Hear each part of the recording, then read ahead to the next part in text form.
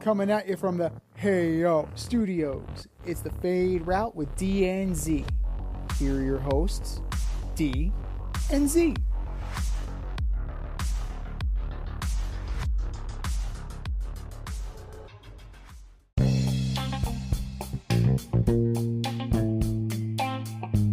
Coming at you live from the Hey Yo Studio. This is the Fade Route with D and Z. I am D.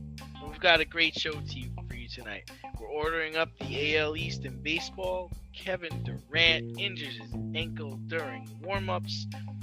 And Z and I fill out our NCAA brackets.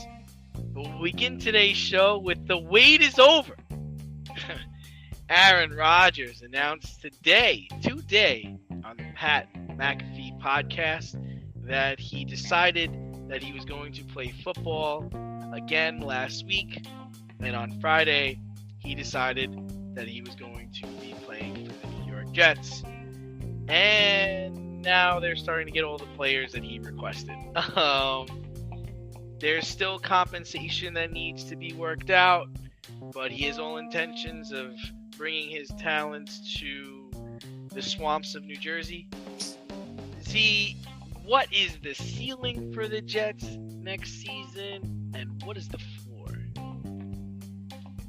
Well, it depends on what they put around him. Now, he has his list of 13 guys. And 13 guys. 13 guys. He started his own football team. Right. You always start 11 on offense and 11 on defense. He's got 13 total. Now, a bunch of them are retreads, guys like Mercedes Lewis and Randall Cobb, and they already inked Alan Lazard. So, there's that. Makes you wonder how quickly they're going to get Corey Davis out, because he is most likely going to be the cap casualty in order to afford these guys. But in terms of ceiling, it's hard for me. It's hard for me, regardless of what the Jets do. It's hard for me to see them as anything other but a third-place team. Buffalo is still going to be there. Miami is getting stronger, right? They got Jalen Ramsey. They're going to, if they're going to bank on Tua, another year of this offense, if everybody stays healthy and everything breaks right, that's still a really, really dangerous team. Aaron Rodgers is going to be a year older. He's going to be in a situation where he has no relationship with the wideouts except for Alan Lazard and maybe Randall Cobb if they get him. But, that's as high as they go for me. Now, depending on how everything shakes out, NFL free agency, and how things, break out in the division, third place, we saw 3 teams from the NFC East make it last year. Now, was that an aberration? Possibly. But crazier things have happened. Now, you're looking at a floor. The floor is that Aaron Rodgers gets hurt, misses time, and Zach Wilson is your quarterback. Let's go, Zach. Let's go, Zach. Good luck trying to give Aaron Rodgers hell in training camp, buddy. Oh, that was a joke. Good luck with that, because it ain't happening. But as you noted, on the on his personal press secretary's show, Aaron Rodgers makes the announcement. This has to be part of it. He has his list of agreements. He has his 13 players. Pat McAfee having his office is he's trying to figure out where the Jets are going to grow a spine and say no. So far, they have not yet. Right? Get me Nathaniel Hackett. Okay. Bring me my guys. Okay. Get me out of Green Bay. Okay. At what point are Woody Johnson, Joe Douglas, and Robert Saleh going to say, "Oh fuck, this is too much"? I'm having a hard time figuring out that the team that was a quarterback away had to get all these players to go get said quarterback. So Aaron Rodgers doesn't think they're a quarterback away, right? Mm-hmm. And the other thing is we remember all those years ago when the Jets traded for Brett Favre. I believe that was a 3rd-round pick. That's not going to get it done this time, clearly. I mean, if they're still talking about compensation, man, they must be sending over a lot right? They're gonna have to. The longer this goes, the more you feel like this isn't gonna be, a 3rd rounder, a 5th rounder. This is smelling more and more like Stafford territory, right? We're talking probably 2 firsts, a 3rd, and a player, which probably is Corey Davis. I'm going to think that they're going to want. And they're probably going to ask for somebody else that's of good standing. And I don't know if they're trying to get the Packers to pick up some of his salary. But,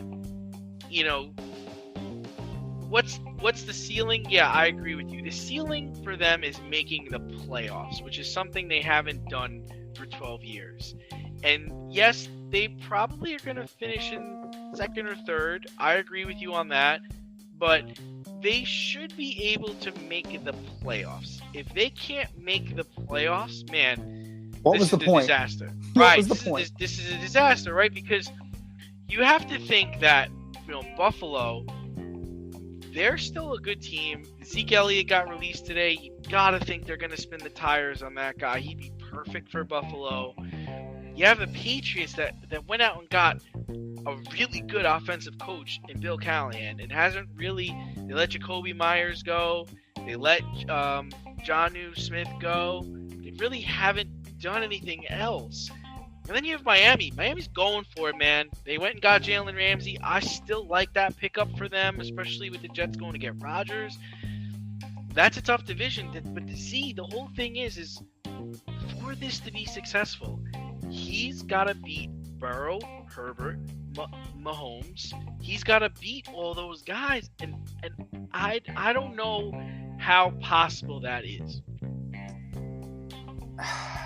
As currently constructed, he's going to have to turn to more of a game manager type.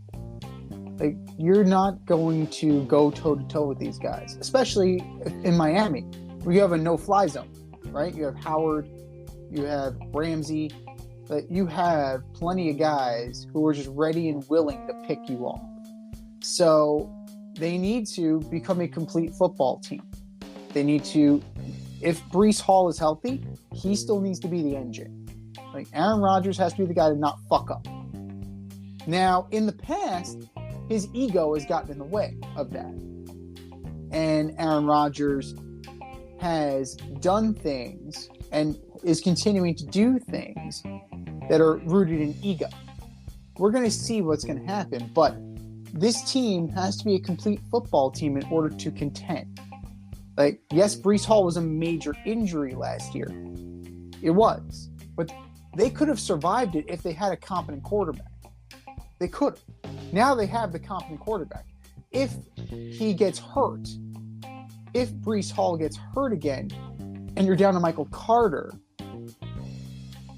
Aaron Rodgers is going to put the team on his back. Now, that's dangerous. Yeah, but the other part of that, Z, is like, he had all these players and all this stuff and the coach in the NFC North, and he couldn't win. So why is it going to work now in the AFC East, in the AFC at all? The other part that I'm struggling to get my head around is, why wouldn't the Jets just trade for Jordan Love? Let's be 10 years ahead of the gambit, right? Mm-hmm. I mean, if back, right? I mean, go trade for Jordan Love. If you're eventually going to take Jordan Love in 10 or 13 years, go get him now. But, we were talking about this. You were talking about this yesterday. You've given up. You're going to give up so much, and you've gone and signed so many players. Then why didn't you talk to Lamar Jackson? That's it. And people, listen, people laugh at me, but I'm sorry. If you were a quarterback away and you just went and got Alan Lazard, right? And you got this quarterback coach and this offensive coordinator, why is Baker Mayfield such a bad idea? Why isn't Baker Mayfield competent enough to hit the right guy, to throw the right pass? Are we really thinking he's that bad? Like, you need a Hall of Fame quarterback. You need a Hall of Fame caliber quarterback to win you the Super Bowl, but you're a quarterback away. Like, these are not adding up anymore, right? Z? I mean, am I wrong? That you're not a quarterback away. You're a Hall of Fame level quarterback away, along with 20 other teams, right? Well, it depends on how they value it. This is a desperation move from a desperate team trying to be relevant. The last time that they hoisted a trophy, Joe Willie was jogging off the field. Yeah, but see, why are they desperate? Their claim last year was, we are a quarterback away. So you're not desperate. You're one player away. So why make the desperation moves you're making? Like, both can't be right. Both can't be right. Quarterback. The error is that they're choosing this quarterback. This quarterback knows that he's got them over a barrel. He is trying to manipulate. He's trying to orchestrate this, and he found the perfect mark. I guess, but to me, the Jets, should be in a position of power right now. Because everybody's made their moves. Everybody's got their quarterback. There's nowhere else for Aaron to go. You're either going to go to the Jets or go back to the Packers, but they don't want you. You're not going to retire, dude. That's not an option. You think back to when Brady left New England. Brady went to the Buccaneers, but he also wanted to go to the Saints because he felt that they were a quarterback away. He felt that they were ready. All he asked for was sign Gronk. Bring Gronk. But look what happened. And he's already poisoned the well here. Like today in his comments, he said, I'm ready to go. Now we're waiting on the Packers. He already said this. Right. Now well, he's holding compensation. He's holding their feet to the fire, and he's holding the Jets' feet to the fire because where's the leverage lie? With Green Bay. It doesn't lie with the Jets. The Jets cannot back out of this now. They have to land the fish. If they don't hook this fish, it will be a colossal failure. Because Lamar Jackson is negotiating with other teams right now as we speak. Garoppolo's off the board. Carr's off the board. Baker Mayfield's off the board. You want to go get Matt Ryan? If you want to talk about old quarterbacks, if you want an old backup plan in case this goes south. Matt Ryan has Panthers written all over it. That's where That's where I think he's gonna go. Well, he's gonna fight. I don't know. I disagree. I mean, because to me, if you're still working on the details with Green Bay on compensation, right? Mm-hmm. It is only gonna cost you 2 ones to go get Lamar Jackson. It's gonna cost you 2 ones. So, like, let's say for instance that the Packers are asking what the Lions asked for, which was 2 firsts, a third, and a player. All you're giving up is 2 firsts for Lamar, even if you give him a shit offer, right? Yeah. 2 firsts and guaranteed money. How could you not spin the tires on that? When you went out and got Lazard, you went out and got competent players to add to your team that was only a quarterback away. Why is this quarterback not sexy to you? How do you not have that conversation? Or at what point do you have that conversation? If they give up more than 2 firsts for Aaron Rodgers, they got sandbagged, man. There's no other way to twist it. But that the Jets weren't the only team to almost land the player that they're looking to change their franchise. There were a number of other moves that were made since our show aired last week. Your Giants went and got a stud tight end, Darren Waller, for essentially a 3rd-round pick.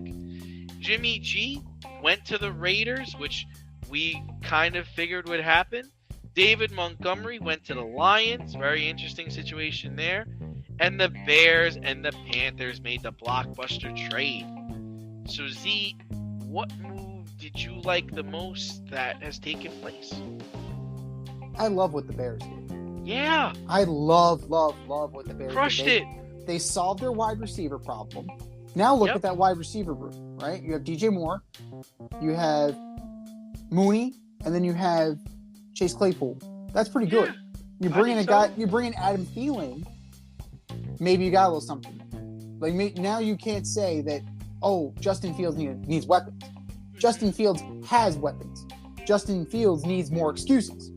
That's the point. So I love what they're doing. I'm confused at what Carolina's doing. Because they're taking number one, right? They're drafting. You got to figure they're drafting a quarterback. Yes, got to be young. Or I heard they really like Stroud too. Yeah, but I mean that addresses the elephant in the room of Andrew Dalton going there. Dalton's there for 2 years. Now he's there to mentor. He's going to be there to mentor. But what are you doing with this team, right? You bring in Miles Sanders. You brought in Hayden Hurst.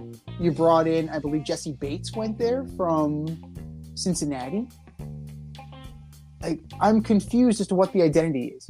Are you building this team, or do you think that you can compete in that division? I'm confused by that because the Falcons are going for it. I like the Falcons are sneaky here. I think Heineke is going to beat out Ritter for that job. Yep. I think Heineke's going to take that. And the Jets missed on that guy too. Yeah. And he's got a brand new toy in Jonnu Smith. Jonnu Smith with Kyle Pitts. You can actually move Pitts out to wideout. And you have Drake London. That's pretty good. That's pretty good. That division is winnable. As far as, the other kind of machinations around, I know our guy Chris Manhertz got signed. Congratulations, Chris. McGlinchey went to Denver. Which was smart. It's good. You're building up the offensive line around Russ. They're building the offensive line around Russ. You gotta like that move. But one head scratcher for me is Darnold to the Niners. Now I know you like it. Love it. But here's what I see. Didn't my man really go there to be a third stringer? Because I don't think he can beat out Purdy, and I certainly don't think he can beat out a healthy Trey Lance. Is he just there to keep a roster spot warm? But, I mean, of the teams that took a major risk, it's got to be the Raiders. I got to say the Raiders took a major risk, not from a talent standpoint, but from a health standpoint on Jimmy Garoppolo. They brought in a guy who we know who he is. Wins. He wins. He wins when he's on the field. He wins when he's on the field. He's a winner. He wins when he's on the field. He's getting the best talent. He's probably the best talent he's had. He's getting the best talent he's had. And a running back and a wide receiver. And he's hooking up with his old coach. And they're probably going to draft a quarterback at 7.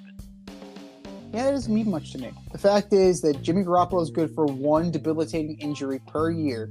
And that of those 3 years, they're going to get sunk 3 times because of Jimmy. They need a veteran backup behind him. Now, The best thing that could have happened to him was that they brought in his friend Jacoby Brissett. Instead, Jacoby Brissett is in Washington. So that's. But I think Jacoby Myers went. Yes, Jacoby Myers is in Vegas with him. Yep. But I definitely of what we discussed. And the Darren Waller thing is great. He essentially is a 3rd-round pick. He essentially replaced Kadarius Toney. In fact, it was the pick that the Chiefs sent to the Giants for Kadarius Toney. But of the bunch, right, the Bears have set themselves up majorly. Now, Ryan Poles just can't fuck it up in the draft because unless he's planning on flipping some of these assets, I think he set the Bears up for major league success. Yeah, I mean, it's all predicated now on building the foundation of the team, right? Mm-hmm. You've got to address the running back issue. Zeke Elliott could be one of those guys, right? Mm-hmm. They're going to have to build the defense. They traded their best linebacker. They're going to need corners. He's got a lot of work to do. And I wouldn't be surprised if at 9, if the Georgia defensive tackle is not there, that they do trade it back, which they should. A lot of people said that the Bears could have gotten more if they traded with another team like the Colts or another team that's looking to move up. Like they could have gotten more for what they asked, but I think they're fine. I think they're good. And to combat what you're saying, you're not sure what the Panthers are doing. The Panthers are in a shit division. They're going to compete. They think they're going to compete They got to beat Derek Carr, dude. They got to beat Baker Mayfield. They've got to probably beat Taylor Heineke of the Falcons. Like, I think you forgot that the Panthers were, I think, a game or two away from making the playoffs last year. Like, no, I didn't forget. They're garbage. That division was garbage. You seem to forget that division was under 500. The division is garbage, but they're going to compete, and they've got Frank Reich, who's the right guy. You just got to figure out which quarterback he's going to get. But, you know, I really keep going back to the moves the Dolphins made, man. Like, I really think Jalen Ramsey on this team, like, they're going for it. And it's like, yeah, New York Jets, you want to go get Aaron Rodgers? No problem. We're going to fucking go get Jalen Ramsey. Well, good luck throwing the ball on us. That's what you want to do. You want to throw the ball? Good. Go throw the ball on us. And I think that's awesome. I'm surprised Buffalo, I think, is bringing back Poyer, which is a good move for them. The 49ers. The 49ers are another team. It's like, dude, how are you not calling Lamar right now? I mean, come on, Christian McCaffrey, and then you've got Kittle. You got everything. Now, so the whole thing with Sam is like, I really truly believe Sam Darnold has gotten a raw deal since he's gotten here, right? He started with Adam Gase. He moved on to Todd Bowles. Then he went down to Matt Rule. Looked like the MVP of the first 3 or 4 weeks of the season when the Panthers were beating people. And then he got hurt. McCaffrey got traded. The whole thing fell apart. But Sam Darnold, he's going to compete for that starting job, Z. And you know what? Purdy ain't going to be ready. Lance, we don't know what he is. Wouldn't it be great if Sam Darnold is the Geno Smith story of 2023 and the Jets have Geno Smith, Sam Darnold making the playoffs or playing really well, and they're sitting on Aaron Rodgers and they're like 5-5. Like, you know, that's what I'm liking. That's what I'm hearing right now. I mean, that's a bunch of fairy tales. So I'm glad you believe in fairy tales, but I don't see it. I just don't see it with. I don't see it with Sam Darnold. I've seen enough of him. Why can't you? If Kyle Shanahan is winning games with Brock Purdy, why can't he win games with Sam Darnold? Because Sam Darnold is not Brock Purdy. Sam Darnold doesn't play that game. Why can't it be that, you know, we wanted Sam Darnold. We always liked the way he played, and we always said, you know, if we had a chance, we'd go and get him. You don't think you don't think he was on their draft board a couple of years ago? You don't think he's had an eye for Sam Darnold for the last couple of years? I do. I really do. You saw Sam Darnold, everybody else on that board. Doesn't matter. This is all bullshit. Like, John Lynch brought him in. He's going to say what he needs to say. We know what Sam Darnold is. Sam Darnold is not a great quarterback. He's not even a good quarterback. He will compete. He will compete, but he's not good. He's not good enough. He's not good enough. He's overrated, just like Baker Mayfield was overrated, and most of the quarterbacks in that draft were overrated. Like, they're just not that good. At some point, we need to pull the plug off. Listen, the problem with Sam Darnold was the same problem he had in college. He throws to the wrong team too much. So what does he do? He comes out, like Geno Smith. He's coached by Adam Gase. Doesn't prepare him for fucking a high school football game. Then he gets Todd Bowles, who is a defensive coach. Doesn't know what to do with him. Then he goes down to Carolina, where he's hooked up with Matt Rule, who knows a little bit about offense, and he's playing well. And then he got hurt. And then they traded away his best weapon. Like, I truly believe that on a team like the 49ers, he's gonna compete at a high level. There's nothing to say that when he's coached by competent people that he can play at a high level. Look at Geno Smith. Is Geno Smith he's a product of what happened to him when he got drafted? He got put in a bad situation in New York, and he really hasn't gotten a chance to compete for a starting job until now. And now look, he's getting paid. He's getting paid, man. Don't sleep on Sam Darnold. We're gonna be talking about him and saying he's comeback player of the year.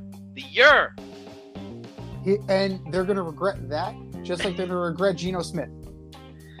Well, I don't think... 1 year does not the turnaround make. Don't fall for it. I think with Geno Smith, though, is that I don't think the Seahawks are going to be stupid. I think they're going to draft a quarterback. I think they'll draft the kid from Florida. And that would make all the more sense. Don't be so sure. I think Carolina's hot on him. I think that's why they made the move to go to number 1. I like a lot of the moves teams have made. Even like it looks like the Saints are picking up Jamal Williams. That makes sense for them, right? We don't know what Alvin Kamara's status is, so you definitely need to shore that team up. He going to jail. I'll tell you right now what his status is. He going to jail. But even look at the Cowboys going to get Stephon Gilmore. So now they got Gilmore and Diggs.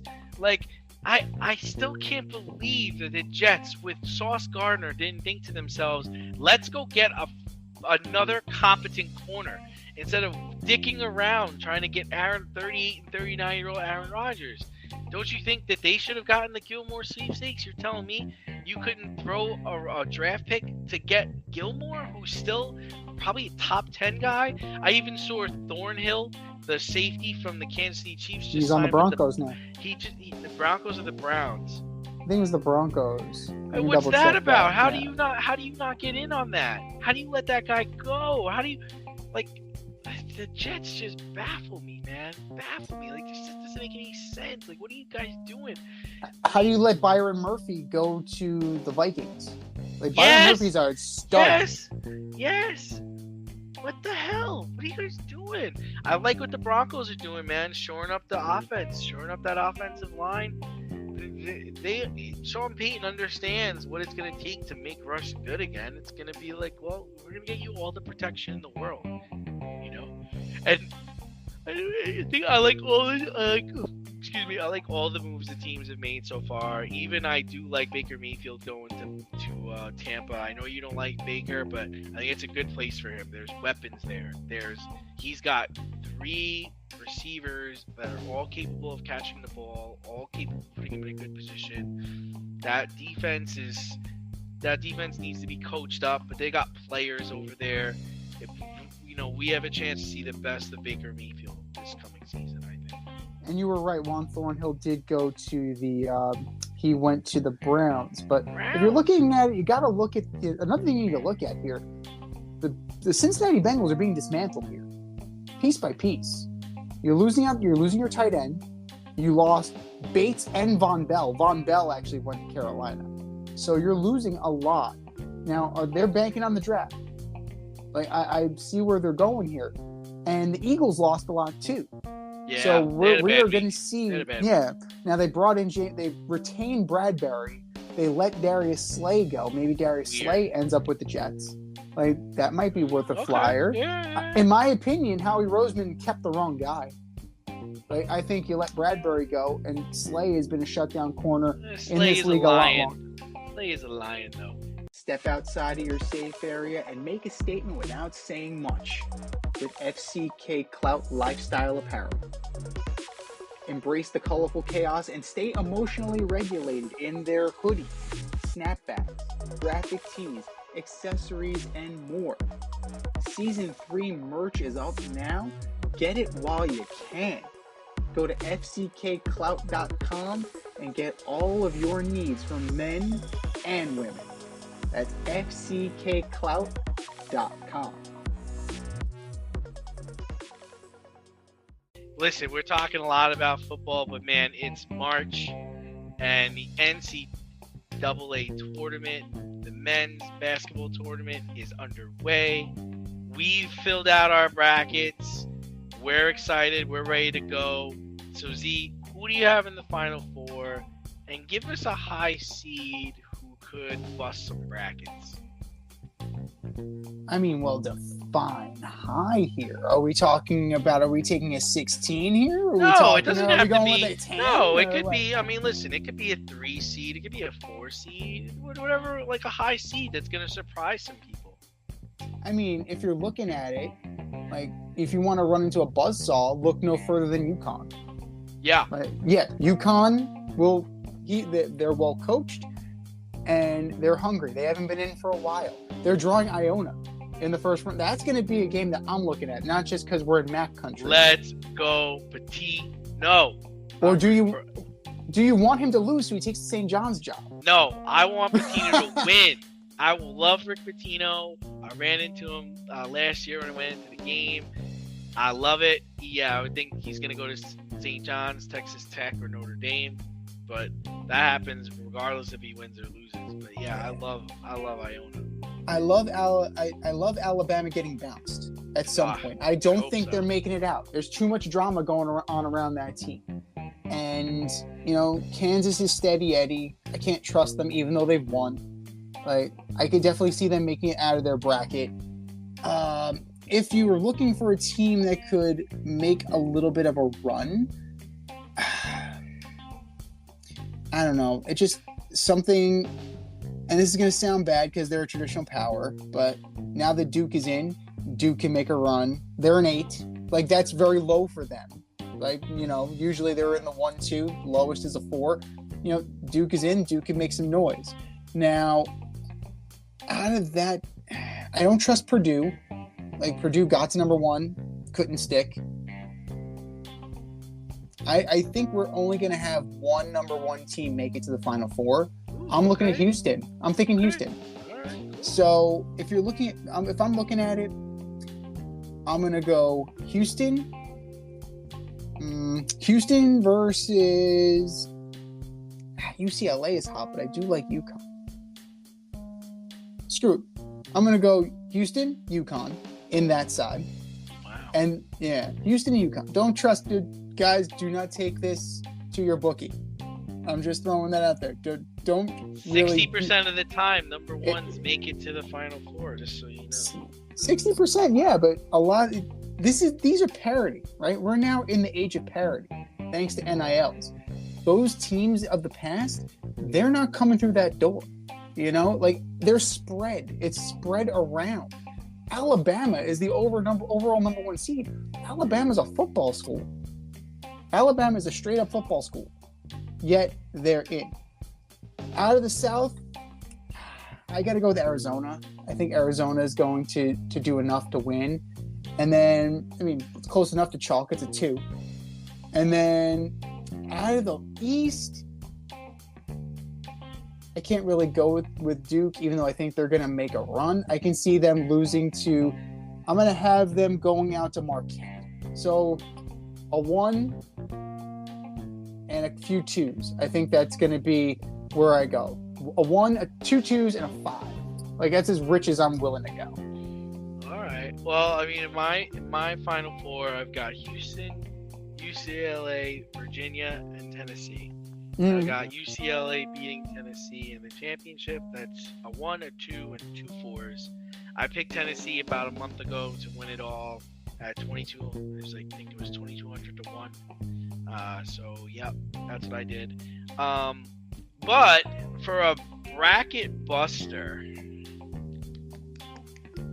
I'm going with the Big East. I'm thinking it's going to be Creighton that's going to bust some brackets. UConn's another team that I kind of agree with you on. Like, they were playing really good in the beginning of the season, and then they kind of, I don't know what happened. They lost interest or whatever, but then they had a lull. But they just have a tough first round opponent. I like Iona. Rick Pitino knows basketball, and I wouldn't count him out. Now Creighton is pretty much the gem of the Big East. So I could see them beating NC State.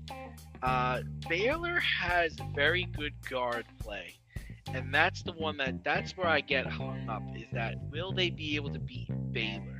Because if they beat Baylor, they can beat Arizona, and they can totally get to like the Elite 8.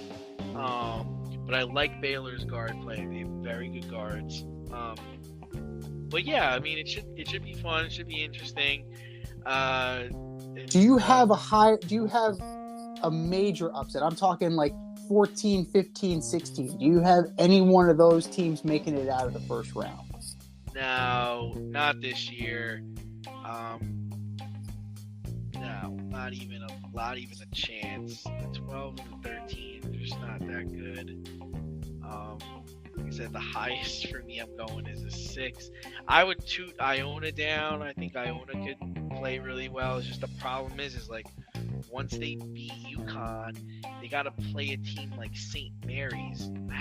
That's not going to be tough. And that region in general is tough because ultimately someone's going to have to play Kansas. Kansas is the one that kills me every year. Like every time I pick Kansas to win, they don't win. And when I don't pick them, they play well. They crush me every time. That's why 8 years ago I told myself I'm not picking Kansas anymore. And then I can't do it. Then they start going to the Final Four and winning championships, of course. Well, how much of that is old Roy being gone? I think that's definitely something to that. But you know what? Big self days, man. Yeah. I do have one team that I'm looking at. I'm looking at one matchup, particularly out in the West. I'm looking at Gonzaga, Grand Canyon. Bryce Drew, he can coach. Now, is he going to be able to match up talent-wise with Gonzaga? Gonzaga's not the same it's been. You know? No. They're lucky they're lucky to make this tournament. Yes, that's true. So, if there's a team they can be picked off, I think it'll be them. They won the WAC though, right? Didn't they? They beat St. Mary's, I think. It is, but their conference is WAC. Like their conference, exactly what they needed. They should have moved years ago to the Pac-10 or to the Mountain West or someplace where they would get better competition. Like anywhere to get better competition. Like they're always the bridesmaid, and I think them being as low as they are, they're a 3 seed. They're a 3 seed. I think that might be a little too high, but I think Grand Canyon's they're gonna surprise some people. Like they may not win, but they'll keep it fucking close. Avoid messy accidents. Get better stopping power with your brake pads. Callahan brake pads. You never know when you'll be driving in the road and there will be a truck tire that you need to avoid and save your family. Callahan Auto. We really care about what's under your hood. Well, there was a bunch of people surprised last week that were going to the Suns game to see Kevin Durant in his debut. And if you got there early enough, folks, you got to see him injure his ankle going for a layup before the game started. Whoops. Optimists have him back in 4 weeks. Medical professionals think it's going to be more like 6 weeks. Z, are the Suns done? Or, is this just a mountain that they have to climb? Well, it's a good thing they didn't totally strip their team down, right? In order to bring in Kevin Durant. Well, they did, right? They got no depth. There's no depth, but if you look at this team, like they still have a big 3, even without, right? They also have Cameron Payne, they have Terrence Ross, they have TJ Warren, they have Landry Shamet. You got some pros. You have some pros on this team. Those are all basketball players. They're all basketball players. They all play for the Phoenix Suns. In case you need to look at the roster. But they're going to miss Mikal Bridges. They are absolutely going to miss Bridges. If Durant gets healthy and whole during the playoffs, like that's a coup. That is a major league coup. Now they got to get there. Like that becomes the issue. They're not done. Are their championship aspirations done? Most likely.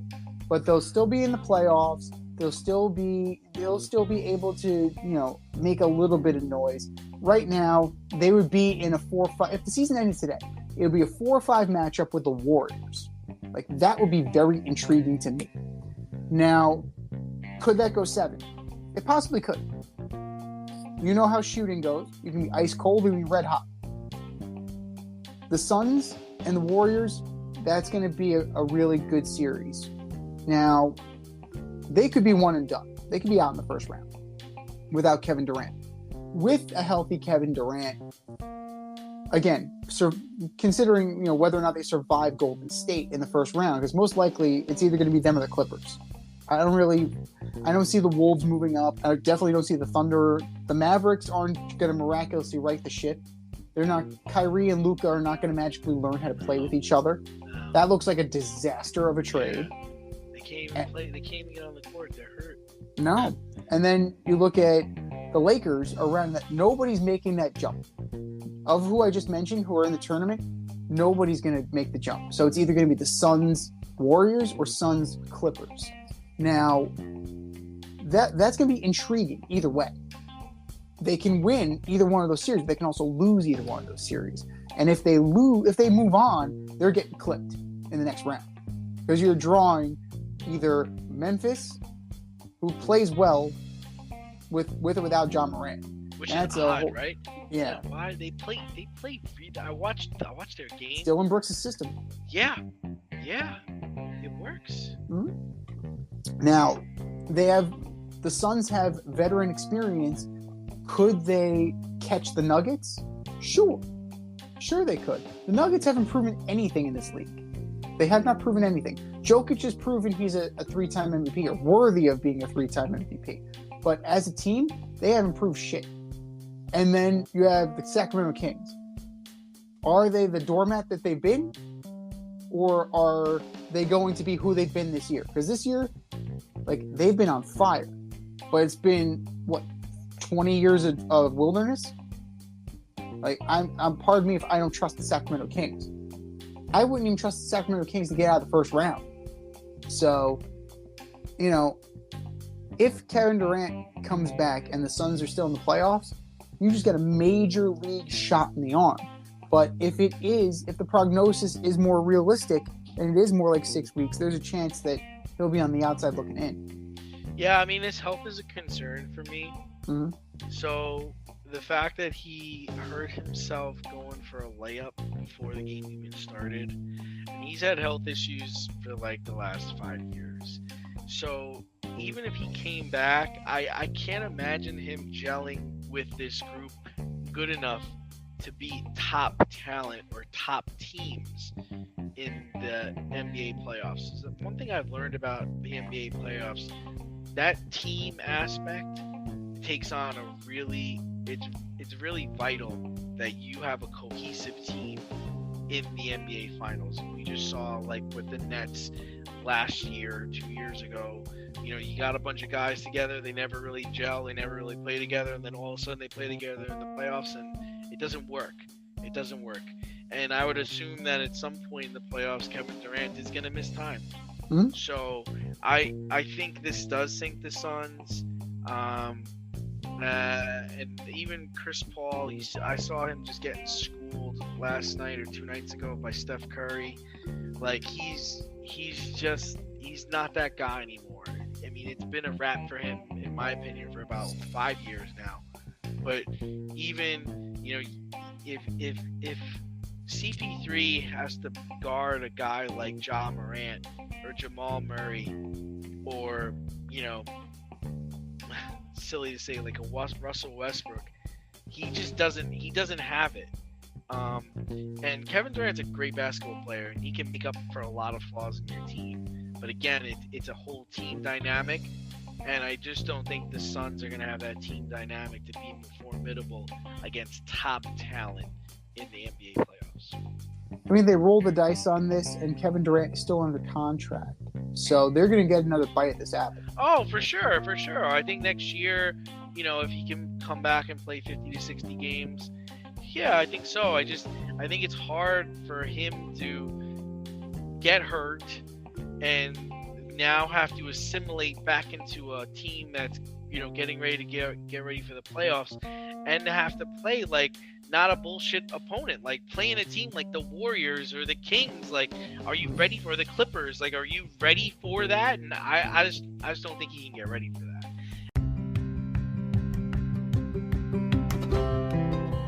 Do you love brownies?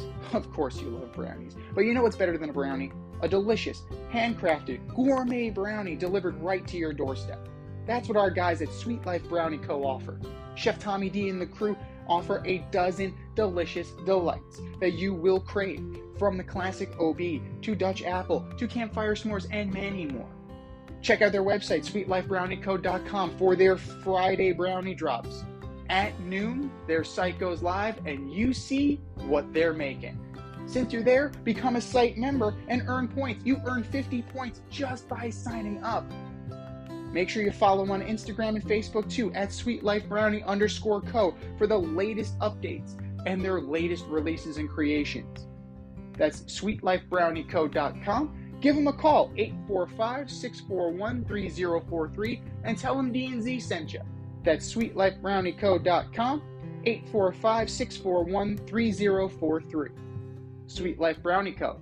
Because there's always room for a brownie.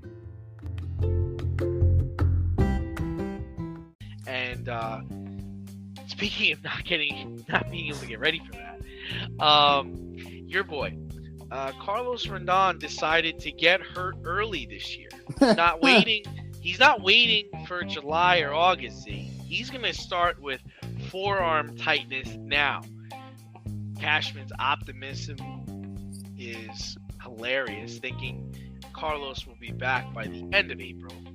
But I think it's going to take a little bit longer than that.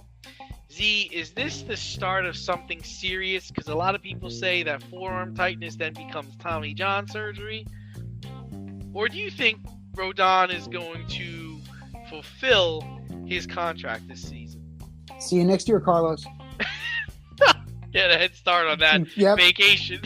Yep, see you next year. Forearm tightness, 99.9% of the time leads to Tommy John surgery. It does. As soon as we put this together, he needs Tommy John. It does. Yeah. So, you have Rodon, right? You lost Nestor Cortez. He's hurt right now. You are missing Tommy Canley. I mean, he's not in the rotation, but still, Tommy Canley is hurt. You have Frankie Montas, who's going to be out. Who said he was hurt before he got there? Right. I'm hurt. I'm still hurt. Because I tried to push through it. Why the fuck would you do that?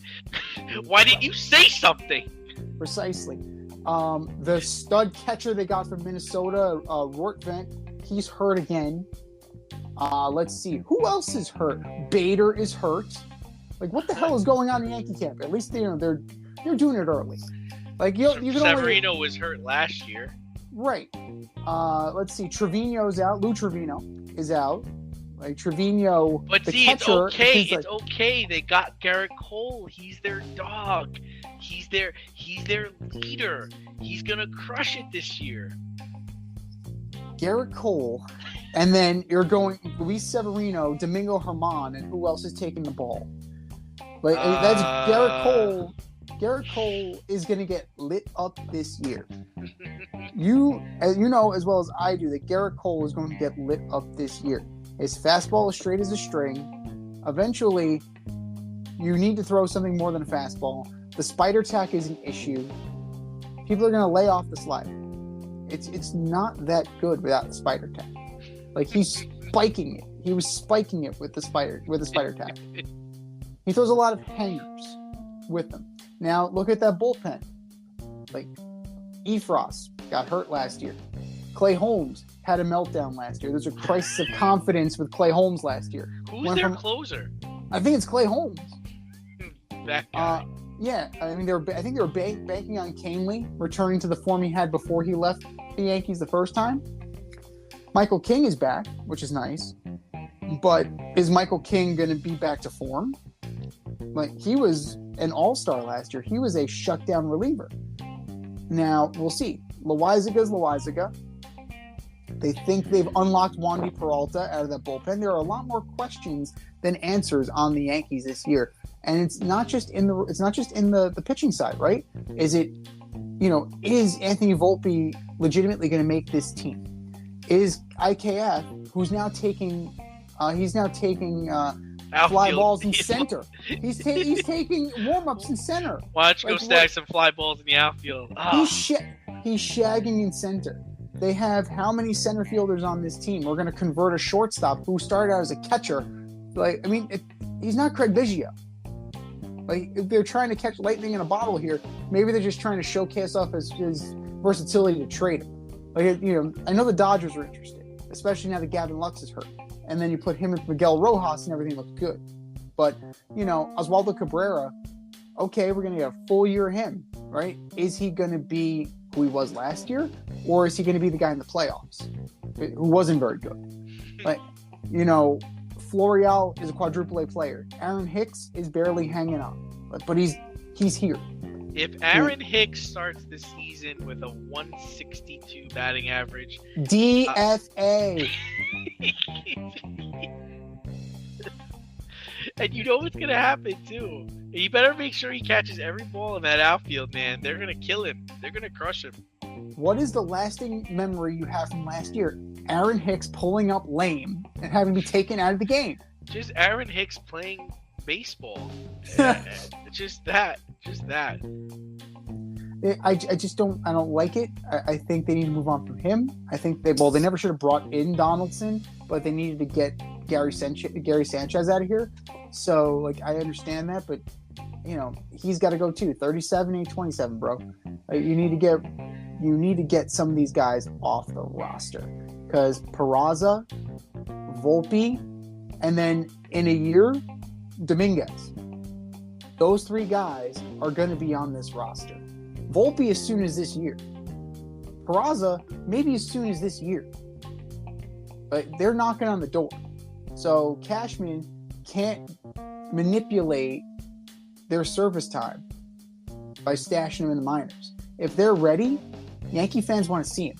And Yankee fans are tired of the crap that they've been putting out there with the Hickses and the Donaldsons and the IKFs. They can't justify, unless they're all three of them need to be hitting 400 each. And IKF can't make a fucking error. That's the only way they're going to justify keeping their jobs. That's the only way that Yankee fans are going to stomach having those guys in AAA.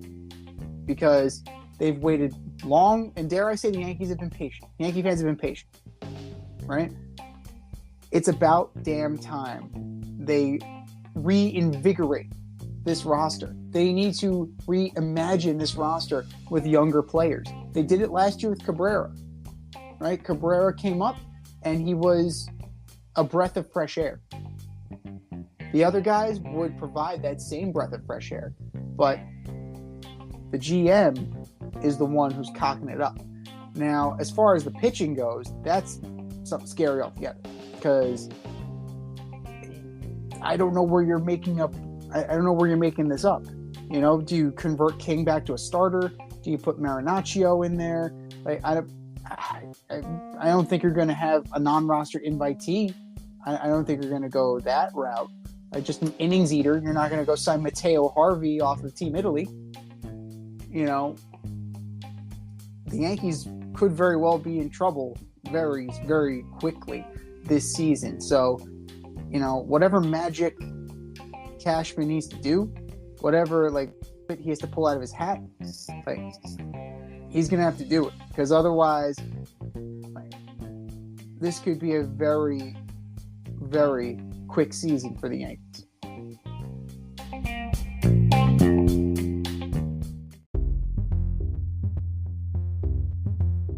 Are you in need of air care maintenance or service? I have the company for you. Air Care Technicians. They service the Westchester and Northern Bronx area and can help you with all your heating and cooling, maintenance, and service needs. Just give them a call at 914-315-1547. Again, that's 914-315-1547. Or shoot them an email at aircaretechnicians@gmail.com. These guys are the real deal, as they are veteran-owned, licensed, and insured. Make sure to tell them that D&Z sent you.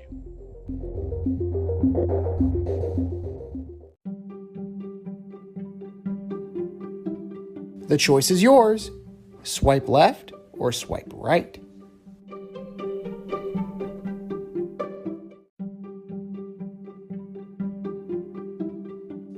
All right, my online dating fans.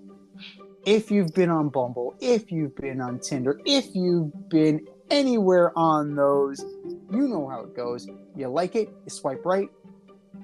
You don't like it, you swipe left. It's that simple. Swipe left or swipe right on Team USA in the World Baseball Classic. Man, I am totally swiping left on this, man. Like, what the hell is going on? We got all these studs and we're losing 10-2 to Mexico?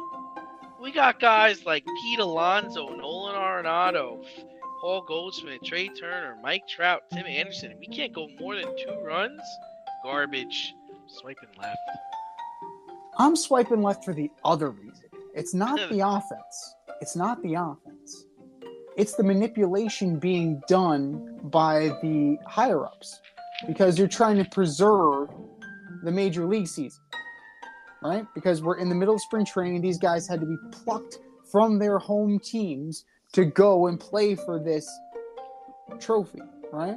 Back in the day, it used to be you play in the Olympics. Can't play in the Olympics because that's during Major League Baseball season. So if you want Major League talent on this roster, you have to play in like February because you're not going to play immediately after the World Series. That's not going to happen. Now, the pitching. Jason Adam, Daniel Bard, David Bednar, Kyle Freeland, Kendall Graveman, Merrill Kelly, Aaron Luke, Lance Lynn, Nick Martinez, Miles McCollum, Adam Ottavino, Ryan Presley. I finally got to somebody who's impressive. Ryan Presley. Like, Lance Lynn's an innings eater. Like, you really brought an innings eater to the World Baseball Classic. Adam Ottavino. Oh, can you get a slider over this year? Because he couldn't when he was with the Mets. He couldn't do it last year. And they went and re-upped him. Thanks, guys. Thank you so much. Then you're looking at Brady Singer, Devin Williams from Milwaukee, okay, and then 47-year-old Adam Wainwright. Is he the pitching coach? Is he like a player coach? Is that what's going on here? No, Andy Pettit's the pitching coach. I would argue that the coaching staff is better than some of the guys that got on the field. You know, you got your boy D-Row as the manager. You got Brian McCann as your bench coach. Junior is the hitting coach. Ken Griffey Jr. is the hitting coach. Right? Rigetti is your bullpen coach. Michael Young is your batting practice pitcher. Like, come on. But to me, it's not about the bats. It's about the arms. And they need, if they want to make noise in this tournament, they need to kind of take the shackles off of their players. Other teams aren't doing that. Other teams are letting their players play. So it's an organizational thing. It's a philosophical thing. And as long as those organizational and philosophical constraints are in place, they're not going anywhere. Sorry. Swipe left or... I'll take the next one. Oh, yeah, please. Swipe left or swipe right. Aaron Rodgers rocking number 12 for the Jets next season, which has been retired since Joe Willie wore it. Swipe left. Absolutely not. Like you're going to erase the one moment of Jets history for this guy. Like, come on. Are you fucking kidding me, ladies and gentlemen? Like, what more? Like, that's got to be on his wish list, right? That has to be, right? It's got to be. Like, his list of demands, where he's going to see if these guys have a spine. It's like, okay, I want number 12. Joe Willie has to present me with it. He has to put it on me. He's got to kiss me. He's got to give me, he's got to kiss me on the cheek. And then he's got to give me those sweet leg stockings, and he's got to, give me an endorsement deal for that. At what point do you grow a set and say, this is too much? Fuck off. Right.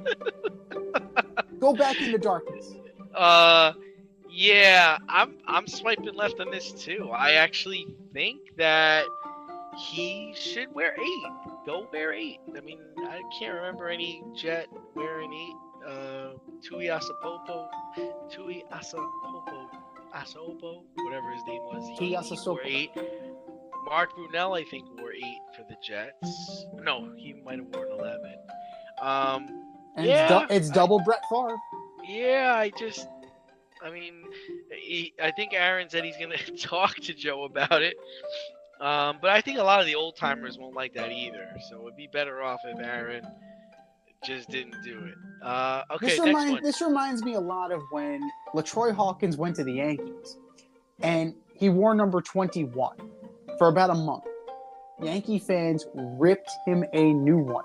Because he was honoring Roberto Clemente, which is fine. Like, honoring Roberto Clemente is fine if you're in Pittsburgh. If you're in New York, that's Paul O'Neill's number. Like, you're not Paul O'Neill. Like, that's why Paul O'Neill's number is now in Monument Park. That's why it's retired. So, it's not a situation where the Jets don't have enough numbers. Like, they can make this happen. Do not piss away what little legacy you have just to placate this guy. I'm just saying, folks. Don't do it. Swipe left or swipe right. Colts releasing Matt Ryan. I'm totally swiping right on him. Matt Ryan is done. I know you and I disagree on that, but Matt Ryan is done as a starting quarterback. To bring him back is to go back on that hamster wheel. How many times did he get benched last year? Now, you got to hope that there's more organizational stability there. You got to hope. Because it's absolutely nonsensical what's going on in Indy and how many quarterbacks they've run through since Andrew Luck retired. And they're going to take another one. But Matt Ryan is one more touchdown than pick. That's what he was last year. He's regressed. He's gotten older. And that's okay. You know, you don't have to stick around forever. If you really want to play in this league, go be a backup. But your whole tenure in Indy was fraught with mismanagement and incompetence. Go back up and go compete with Andy Dalton. Never mind, back him up. Beat him out. You could. You're as talented as Andrew Dalton. Go to Houston. Go back up in Houston. You'll take that job. You'll take that job if you're really interested, if you really want to. Go to Tampa. Go push Baker Mayfield. You're telling me he can't out quarterback Baker Mayfield? I have a sneaking suspicion he can. Vegas, Cleveland. Go back up to Deshaun Watson. Yeah. So there are Seattle. There are plenty of positions. My whole thing is like, I'm swiping right on this too, but my whole thing is Matt, why didn't you just retire? I mean, I think it's such a bad look that he got cut and no one has signed him. I mean, it's like, dude, what are you chasing? Like, you think you're gonna win a Super Bowl? You think you're gonna start from somebody? Like, if last year wasn't a wake-up call, what is, man? What is? If you're looking for a soft landing spot where you might get playing time, call Miami. Yeah. They have wideouts. They got Tyreek Hill. If you still have an arm, go to New England. Go. There are plenty of places that would happily the Commanders. Oh no, I wouldn't go there. No way he's beating out Sam Howell. I'll fucking retire.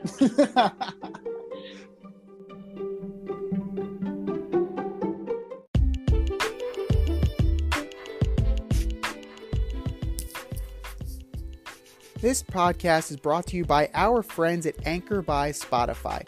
And if you haven't heard about Anchor by Spotify, it's the easiest way to make a podcast with everything you need all in one place.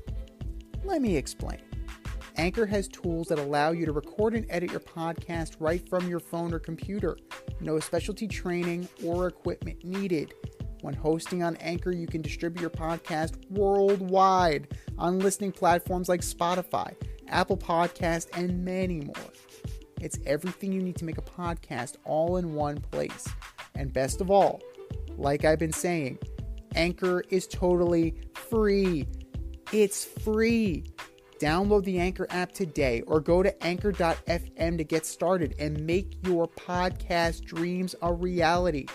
That's anchor.fm. What are you waiting for? Download the app.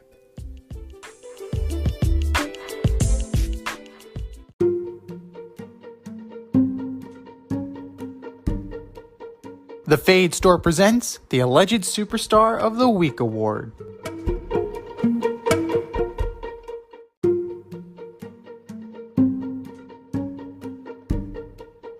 All right, boys and girls, you know what time it is. It's time for the Alleged Superstar of the Week. Here's how it goes. We put up a poll on our Twitter account at Fade Route DNZ, and you vote, and you vote, and you vote, and you vote.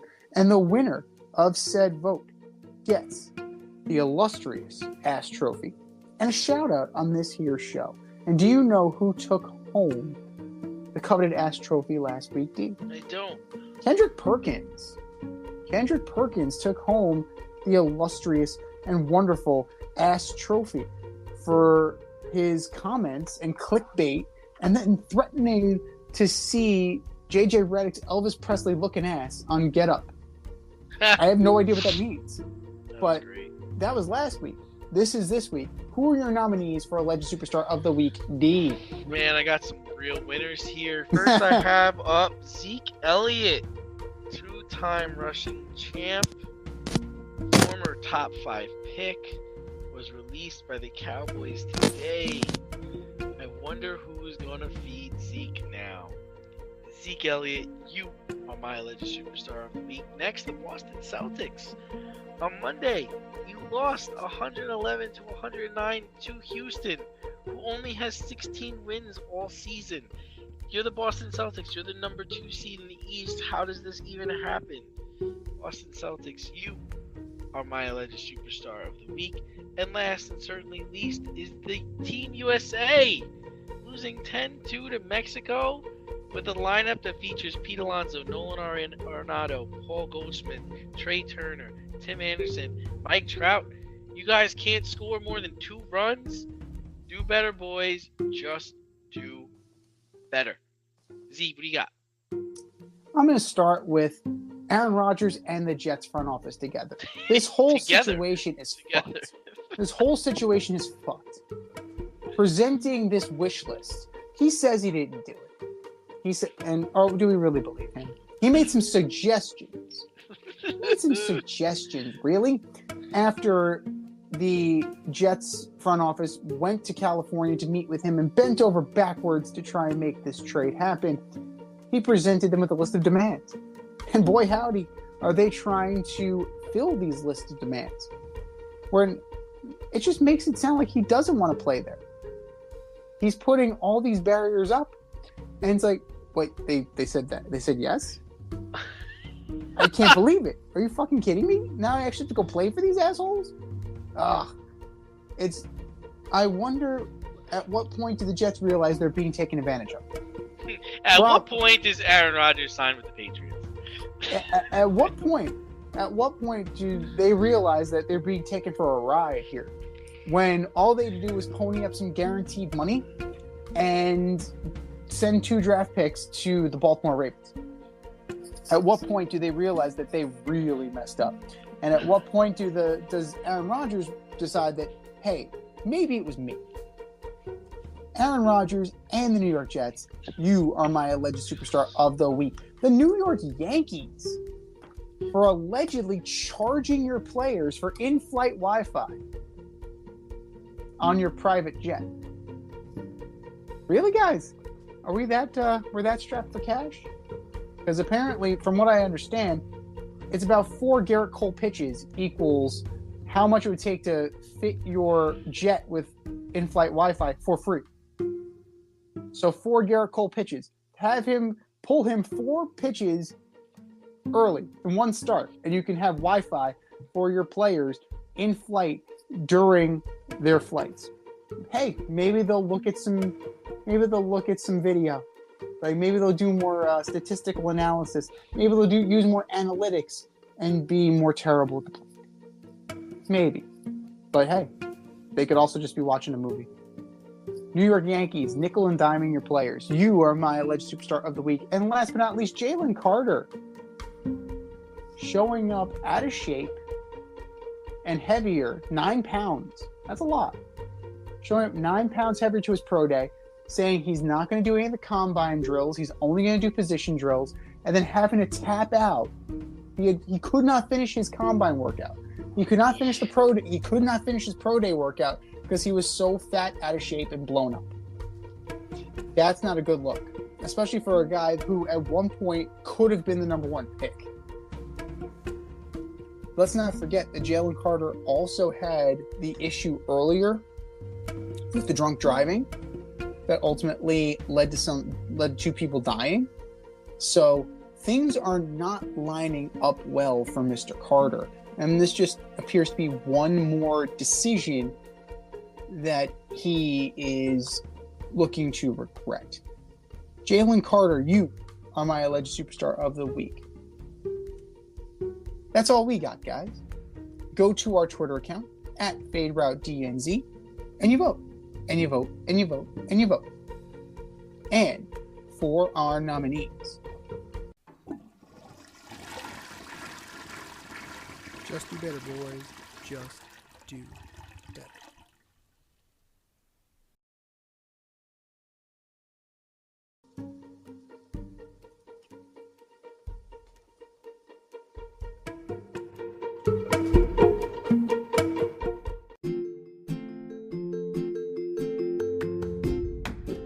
You can't help but smile when you see a balloon. The simplest occasion is a party. Westchester Pop Stars, located in New Rochelle, New York, offers balloon styling and decor for all life's events.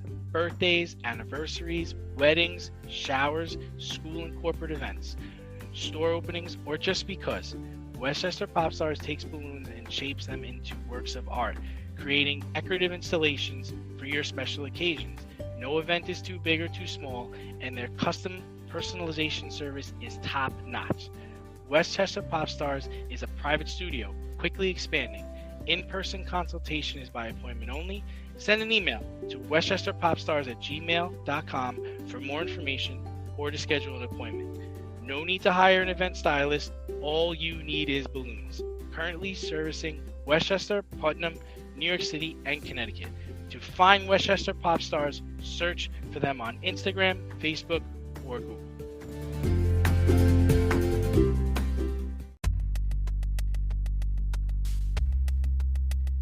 Order up!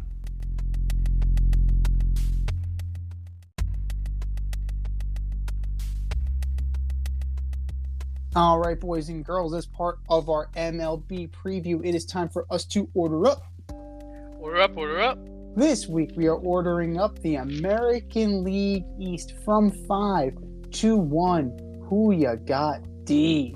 Oh, trash.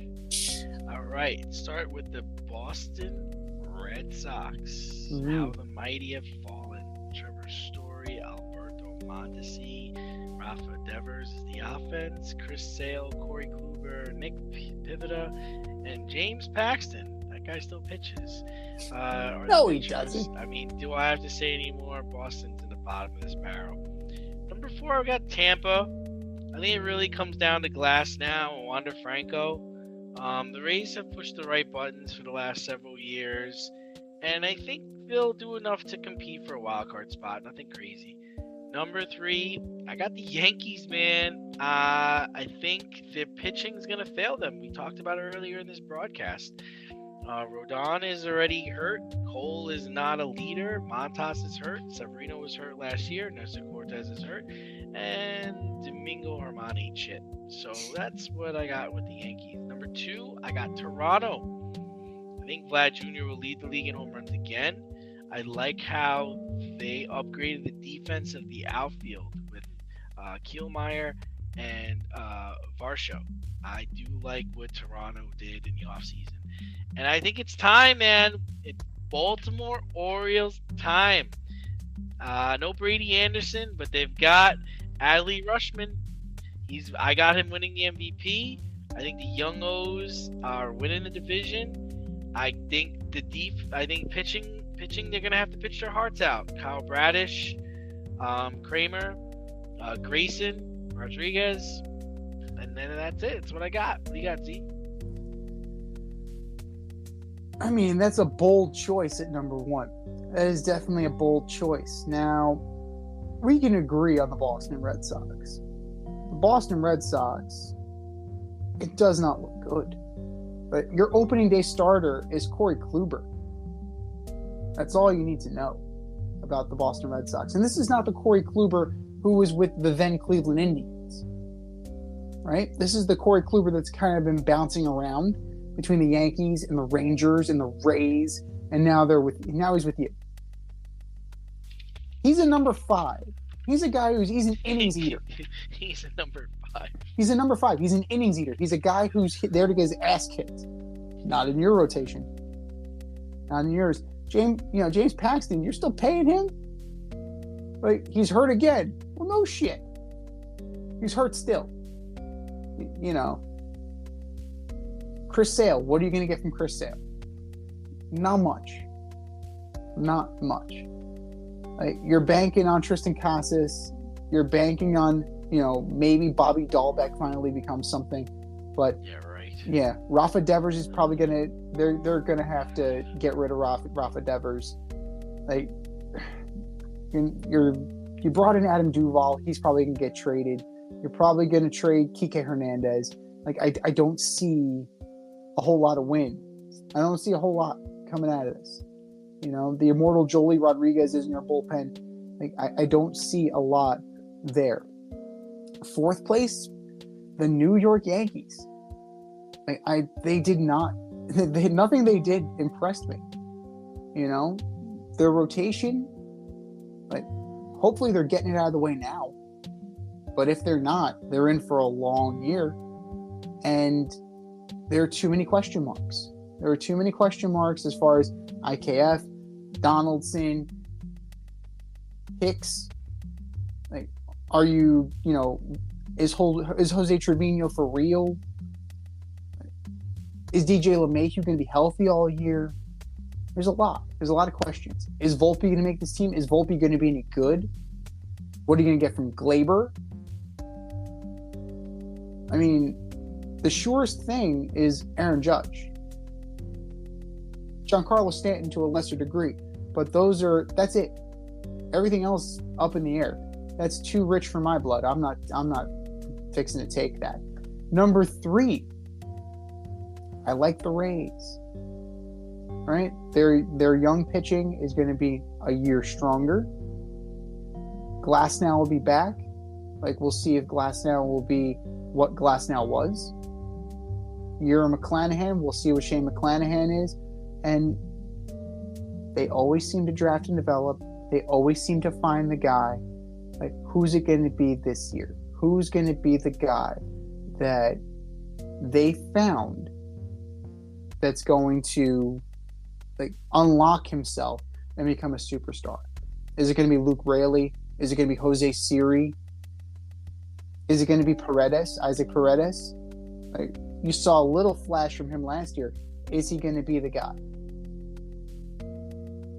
Like, Kevin Cash always seems to know what he's doing, and that organization is always on point. So the Rays they're gonna be in the conversation. Number 2, I think they're a year away. They're a year and a couple of good pitchers away. They have good young pitchers, but they need some veteran anchors. They're not there yet. Kyle Gibson is not it. And I'm talking about the Baltimore Orioles. Like, they can hit. They absolutely can hit. Like, is John Means going to be back healthy this year? Who knows? You hope so. Austin Voth. Saw plenty of him with the Nationals, but was not impressed. They probably need 1 or 2 more arms. Now, is it possible? Do they get in on the Shohei Ohtani sweepstakes if he becomes available and they're in the playoff hunt? They have assets to give. Henderson is untouchable. Rushman is untouchable. Everybody else, if it means I get Shohei Ohtani, take your pick. Take your pick. I like the Orioles a lot, just not as much as I like the Toronto Blue Jays. They reinforced, right? They brought in Chris Bassett. Say what you will about his performance at the end of last year. He's one of the main reasons that the Mets got where they got. Kikuchi. Can Kikuchi be who he was in Seattle? If that's the case, they're on to something. Barrios. Gosman. Manoa. That's pretty good. And then at the end of the bullpen, if Chad Green is healthy, you put Chad Green and Jordan Romano together. That's a good back end of the bullpen. That's a really good back end of the bullpen. And this team's going to hit. You know this team's going to hit. Kirk, Bichette, Biggio, Vladdy Jr., Whit Merrifield. They brought in Brandon Belt. Brandon Belt is going to help spell Vladdy, going to keep him fresh. And I really, it's possible, Vladdy can take home the MVP this year because they went out and got Brandon Belt. They are a little thin in the outfield. If Kiermaier gets hurt, what are you going to do? I guess you move Whit Merrifield to the outfield. I didn't even mention Matt Chapman. It's an embarrassment of riches up in Toronto. And it's starting to look like those old, the 89, 90, 91, 92 Blue Jay teams where they had some depth and they had studs. And it wouldn't surprise me if they made a deep run in the playoffs this year. This has been the Fade Route with D&Z. Thanks for tuning in tonight. Catch our podcast on Wednesday night on Anchor, Spotify, iHeartRadio, wherever you listen to your podcast. So until next time, stay faded, everyone. Time for us to run the go route, but we'll talk to you next week.